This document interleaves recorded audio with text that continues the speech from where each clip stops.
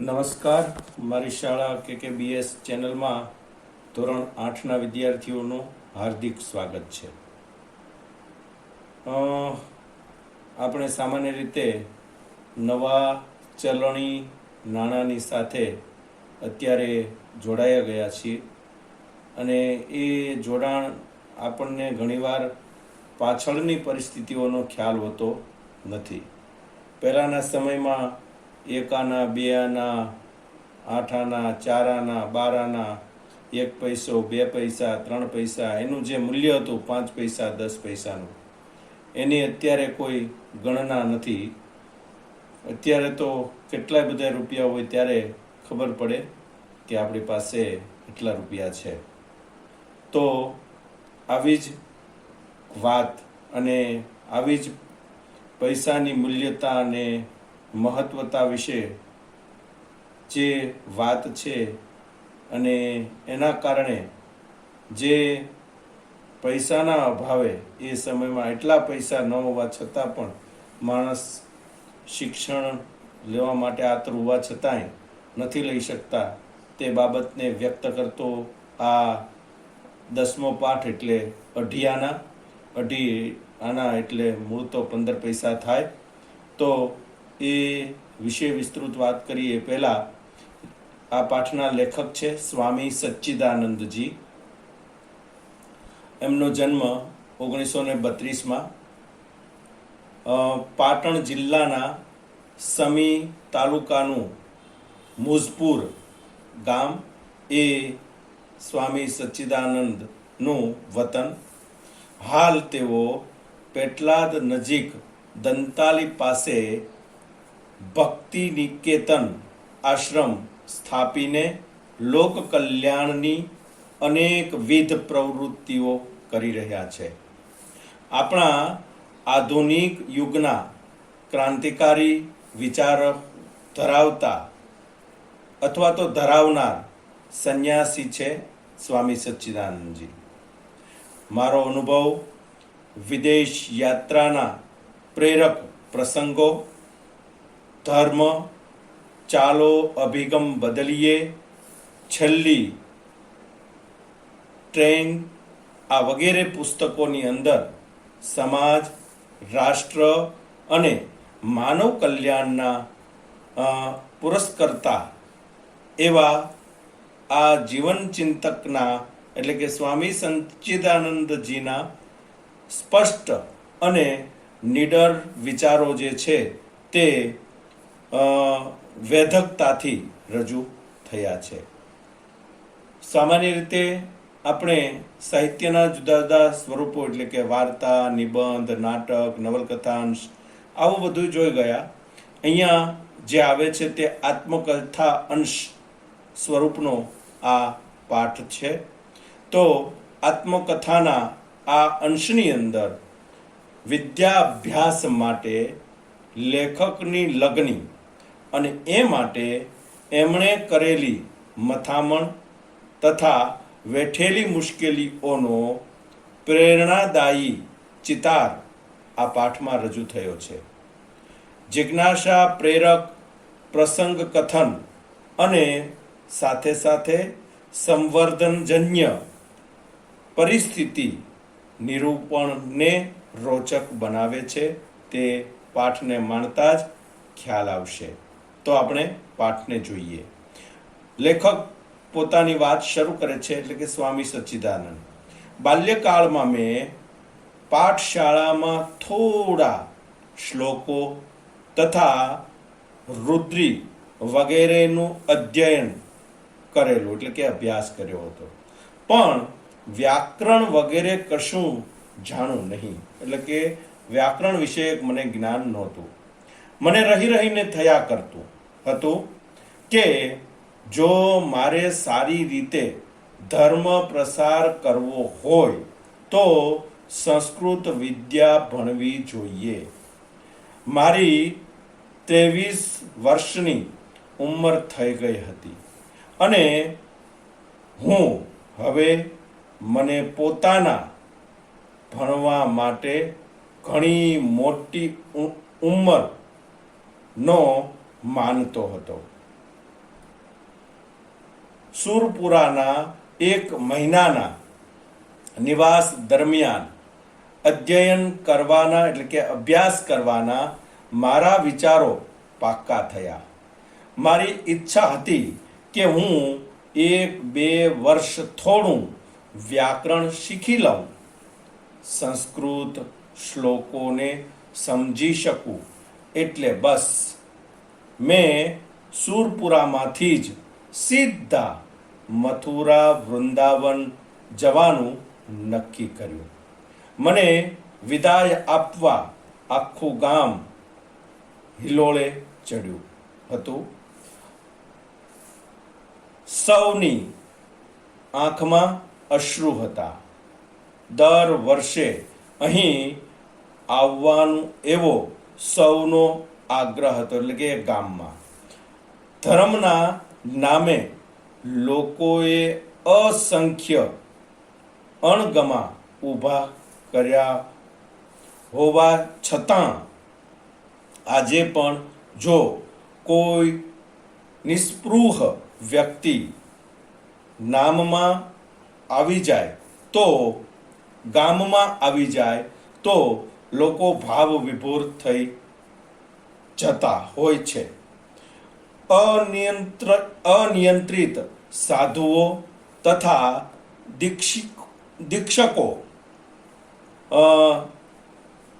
તાંત્રિકો, જ્યોતિષીઓ આ વગેરે પ્રજાની અંદર અનિશ્ચિત અને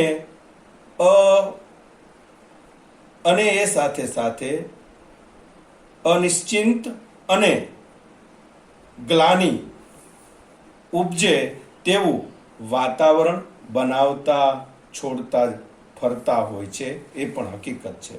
જો આ બધાને વ્યવસ્થિત તથા નિશ્ચિત કરી શકાય અને ગળણીથી ગાળીને યોગ્ય અયોગ્ય હિત અહિતનો ભેદ કરી શકાય તો ધાર્મિક ક્ષેત્રની અંદર બહુ મોટું કાર્ય થઈ શકે તેમ છે. પણ તેવું થઈ શકે તેવું કાર્ય કરવું છે તો તેવું થઈ શકે તેવું દેખાતું નથી.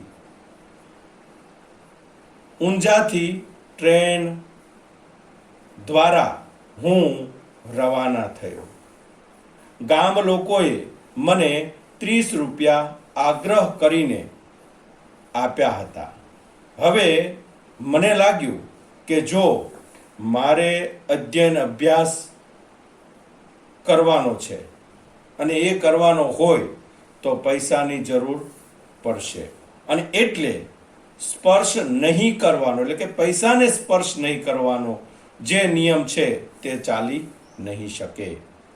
અજમેર રોકાઈને હું મથુરા આવ્યો એટલે કે લેખક.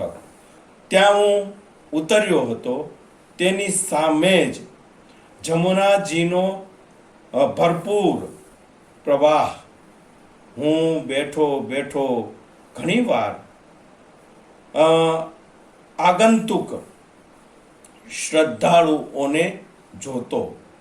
તેઓ જમુનાજીને ખૂબ જ પૂજ્ય માનતા.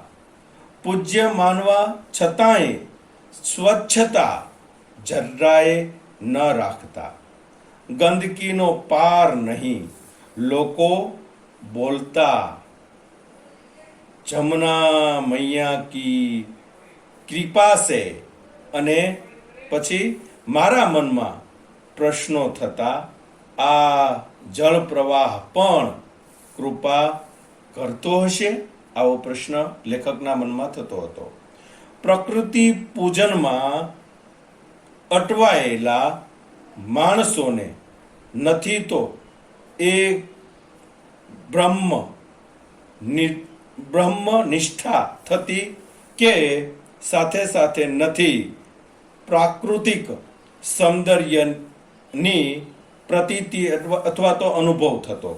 બસ કર આચમન, માર ડૂબકી, કર ઘોંઘાટ અને સાથે સાથે ધક્કા મૂકી કરીને નીકળ બહાર. ચારેય તરફ ગંદકી જ ગંદકી થઈ ગઈ. ધાર્મિકતા અને આ રીતે પૂરી કરી લીધું, કલ્યાણ કર્યું. થોડા દિવસ મથુરા રહીને લેખક કહે છે, હું વૃંદાવન પહોંચ્યો.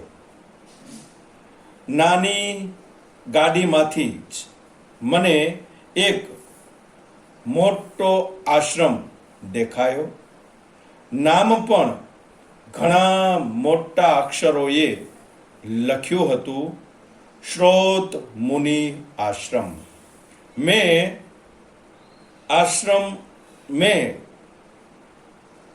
નક્કી કર્યું કે સ્ટેશને ગાડી ઊભી રહેશે પછી જ આ આશ્રમમાં રહેવા ભણવા માટે જઈશ. નિર્ણય પ્રમાણે રેલવે સ્ટેશનથી આવ્યો તથા જે મારી વાત હતી એ જણાવી ત્યાંના જે કરતા હતા એને કે મારે સંસ્કૃત ભણવું છે, મને રહેવાની તથા ભણવાની સગવડ અહીં મળી શકશે. આશ્રમના વ્યવસ્થાપક સ્વામીજીએ કહ્યું કે हमारे पंडित जी आपको पढ़ने देंगे, लेकिन रहने की जगह नहीं है. मैं पूछूं કે તે બીજે કોઈ જગ્યા હોય તો બતાવો. તેમણે મને દૂર આવેલા પરમહંસ આશ્રમનું નામ આપ્યું અને ત્યાં જવા સૂચન પણ કર્યું. સાથોસાથ લઘુ કૌમુદી લઈને આવતીકાલે ભણવા આવી જવા પણ એમણે સૂચવ્યું. આ લઘુ કૌમુદી એ એક વ્યાકરણનું પુસ્તક ગ્રંથ આવે છે તે. વિશાળ આશ્રમના બંધ પડેલા 50 રૂમોને જોતા જોતા હું બહાર નીકળ્યો, લેખક કહે છે, અને પરમહંસ આશ્રમ જતા પહેલા લઘુ કૌમુદી ખરીદી લેવા બજારમાં ગયો. ગીતા પ્રેસ ગોરખપુરની દુકાને સસ્તા તથા સારા પુસ્તકો મળતા હતા. મેં લઘુ કૌમુદી જોઈ જેનું મૂલ્ય 10.5 આના એટલે કે લગભગ 65 પૈસા હતું. મારી પાસે માત્ર 8 જ આના એટલે કે બચ્યા હતા 50 પૈસા. બાકીના 2.5 આના એટલે કે 15 પૈસા લાવવા ક્યાંથી? હું નિરાશ થયો અને પુસ્તક પાછું એ દુકાન સ્ટોરના માલિકને આપ્યું. સંસ્કૃત ભણવાની તીવ્ર તાલાવેલી હતી. હવે શું કરવું? લગભગ 1.5 માઇલ દૂર પરમહંસ આશ્રમે પહોંચ્યો એટલે કે ત્યાં સુધી મનોમંથન કર્યા રાખ્યું. પરમહંસ આશ્રમ એટલે જેને કોઈ આશ્રમમાં સ્થાન ન મળે તેને માત્ર ઉતરવાની જગ્યા, પાણી પીવાના કૂવા સિવાય બીજી કોઈ સગવડ નહીં. અન્ન ક્ષેત્રમાં ભોજન કરો અથવા તો ભૂખ્યા રહો. અહીં પોતાનું પાથરણું પાથરીને સૂવો અને કૂવાનું પાણી પીવું. માત્ર એક લંગોટી લગાવીને જ રહેતા સ્વામી બિરીગિરીજી તેનું સંચાલન કરતા. માણસ બહુ જ સારા, ભલા અને સમજુ. મને થોડી પૂછપરછ કરીને પછી એક ખુલ્લી રવેશીની અંદર આસન લગાવવા એમણે કહ્યું. અહીં રસોડું ન હતું એટલે જમવાનો તો પ્રશ્ન જ ન હતો. હું મારું જ પાથરણું પાથરીને બેઠો અને ચિંતામાં પડી ગયો. શું કે આવતીકાલથી ભણવાનું શરૂ કરવું છે, પણ લઘુ કૌમુદી વિના કેમ ભણાશે? અઢી આના લાવવા ક્યાંથી? વાતાવરણ અજાણ્યું હતું. જગ્યા, સ્થળ, કોઈની પાસે કશી વાત કરી શકાય તેમ ન હતી. શું કરવું? કેટલોક સમય ગમગીન રહ્યો. પછી મારો અચાનક ચમકારો થયો. વૃંદાવનના મુખ્ય મંદિર બિહારીજીના દર્શન કરવા જા અને કોઈ સદગ્રસ્ત એટલે કે સારો વ્યક્તિ ત્યાં મળી જાય તો અઢી આના માગ, કોઈ તે જરૂર આપી દેશે.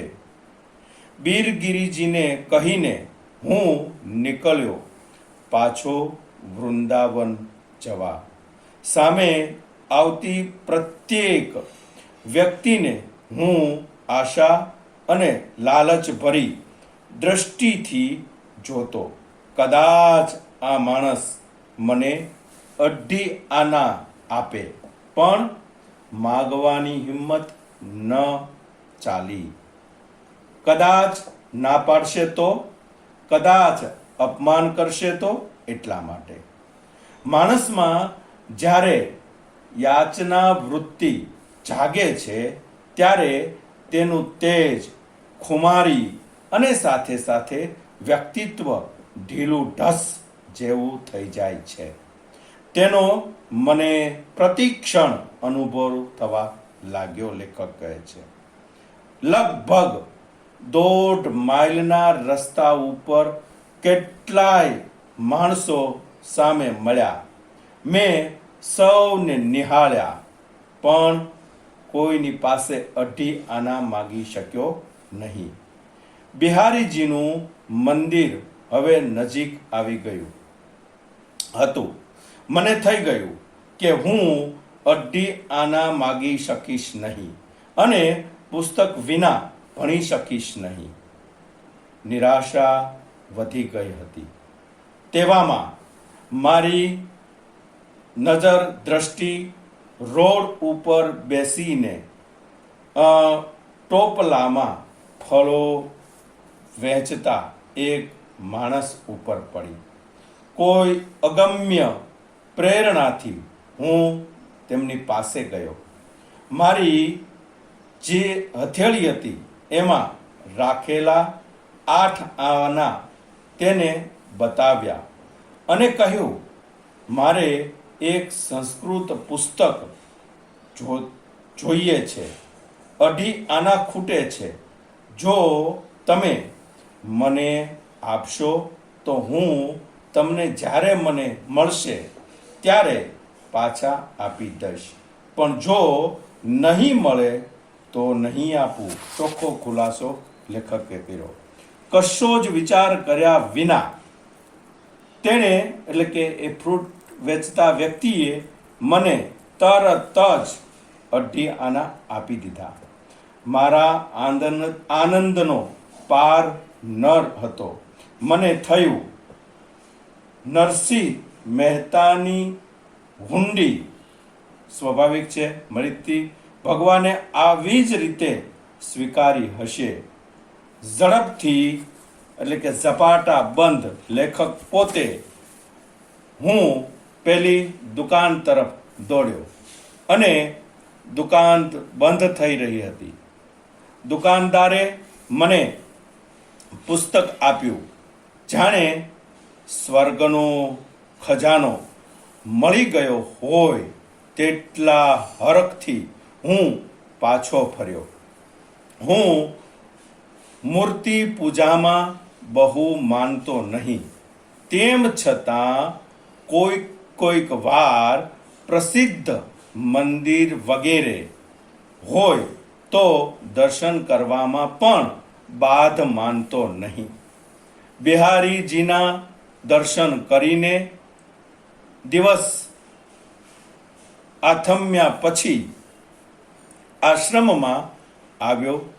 આ આશ્રમને બંધ કરવાનો દરવાજો હતો જ નહીં, તેમ વીજળી પણ હતી નહીં. એટલે કોઈને કાંઈ કહ્યા વિના ચૂપચાપ પોતાના આસને જઈ બેસી ગયો. મને બરાબર યાદ છે કે 1 મહિના સુધી મારી પાસે કશું આવ્યું ન હતું. 1 મહિના પછી 1 રૂપિયો મળ્યો હતો, જેમાંથી 2.5 આનાનું દેવું મેં તરત જ ચૂકવી દીધું હતું. 2.5 આના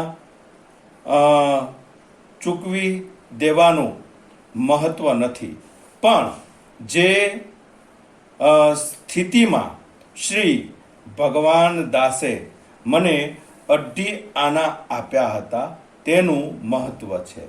આવા પ્રસંગો જીવનભર વિસરાવવા જોઈએ નહીં, એટલે કે ભૂલાવવા જોઈએ નહીં.